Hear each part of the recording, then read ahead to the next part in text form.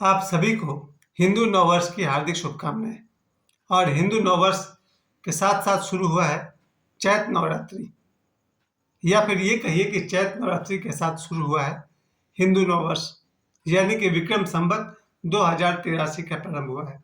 इसलिए आज से हिंदू धर्म में, सनातन धर्म में नववर्ष मनाया जाता है। जिस तरह से अंग्रेजों के लिए या फिर बहुत सारे इंडियंस के लिए 1 जनवरी नया साल होता है, उसी तरह से हिंदुओं के लिए, सनातनियों के लिए चैत्र प्रतिपदा यानी कि आज का दिन, इसे नव वर्ष का प्रारंभ कहा गया है।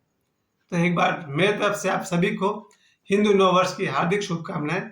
और हम सब ये कामना करते हैं कि हमारा पूरा वर्ष बहुत ही मंगलमय हो, बहुत सारे शुभ समाचार हमारे जीवन में आए और बहुत सारे शुभ घटनाएं घटे। और सबसे पहला दिन जो नवरात्रि मना रहे हैं, चैत्र नवरात्रि, इसका जो पहला दिन है आज, वो माँ दुर्गा के प्रथम रूप माँ शैलपुत्री के लिए है। माँ शैलपुत्री, जैसा कि नाम से आप सभी जानते हैं, शैल मतलब पर्वत यानी कि हिमालय, और पर्वत की पुत्री होने के कारण उन्हें पार्वती भी कहा गया है। और हम सभी जानते हैं कि माता पार्वती पिछले जन्म में सती थी, यानी भगवान शिव की सती। और वही माता सती अग्निदाह के बाद उन्होंने अपने आप को योगाग्नि से समाप्त कर लिया था। उसके बाद माता सती ने माता पार्वती के रूप में जन्म लिया। तो आज जो हम सभी जो नवरात्रि मनाते हैं, इसके प्रथम दिन के रूप में हम सब माँ शैलपुत्री की पूजा करते हैं। और माँ शैलपुत्री की जो सवारी है वो है बैल। हम उन्हें बैल पर बैठा हुआ दिखाते हैं। उनके दाहिने हाथ में त्रिशूल है और बाएं हाथ में कमल का फूल है। माता शैलपुत्री की पूजा करने से, आज के दिन उनकी आराधना करने से हमारे जीवन में सुख, शांति, स्थिरता और आत्मविश्वास आता है। स्थिरता का मतलब हुआ हम सब में से खास करके मैं, हमारा मन स्थिर नहीं होता है, यहाँ कभी वहाँ, आज ये करेंगे कल वो करेंगे, आज इससे दोस्ती कल उससे दोस्ती। ये जो हमारे जीवन में स्थिरता नहीं है, कहीं कहीं कुछ डिसीजन के मामले में स्थिरता होना भी चाहिए। तो हमारे जीवन में सुख हो, शांति हो, स्थिरता हो और आत्मविश्वास हो, इनके लिए हम सभी माँ शैलपुत्री की पूजा करते हैं, उनकी आराधना करते हैं।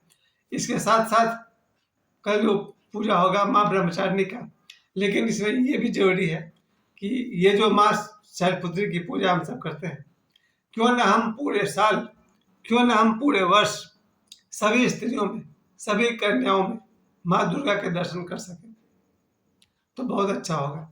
लेकिन हम पूरे वर्ष के लिए तो उन्हें एक सामान्य स्त्री समझते हैं या एक सामान्य बालिका समझते हैं, और ये नवरात्रि के 9 दिनों के लिए हम उन्हें विशेष रूप से सम्मान देते हैं। एक बार चैत्र में और दूसरी बार जब वो आश्विन महीना आएगा तब।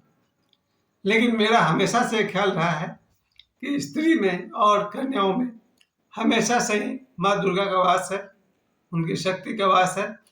लेकिन उन्हें पहचानने की जरूरत है और विकसित करने की जरूरत है। इन सब पर्व के माध्यम से, त्योहार के माध्यम से, यहाँ तक कि पुरुषों में भी देवी शक्ति होती है, उसे भी जागृत किया जा सकता है। और सभी पुरुष जो माँ का उपासना करते हैं, देवी का उपासना करते हैं, इसी कामना से करते हैं कि उनके भीतर शक्ति आए, क्योंकि माँ दुर्गा को शक्ति भी कहा गया है। और जीवन में शक्ति आवश्यक है, और शक्ति के साथ साथ ज्ञान की जरूरत है, क्योंकि केवल शक्ति काफी नहीं है, वो दूसरे को तो नष्ट करेगी ही, अपने आप को भी नष्ट कर देगी। इसलिए जब भी हम माँ दुर्गा का उपासना करें तो शक्ति के लिए के साथ साथ विनम्रता के लिए और ज्ञान के लिए उपासना करें। अगर जीवन में ज्ञान न हो और सिर्फ शक्ति हो जाए तो हो सकता है हम अपने और दूसरे का संहार कर दें, नुकसान कर दें।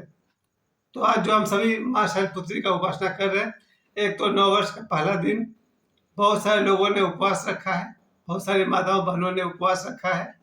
उन सब के लिए मेरी यही शुभकामना है, आपके भीतर जो माँ दुर्गा विराजमान है उनसे आपकी पहचान हो।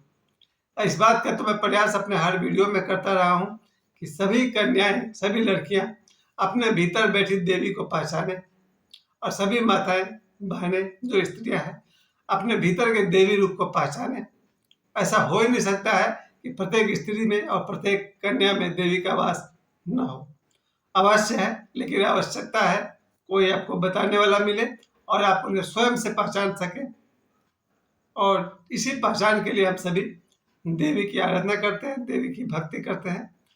तो एक बार फिर मेरे तरफ से आप सभी को नवरात्रि की और हिंदू नववर्ष की बहुत सारी मंगल कामनाएं। जय माँ।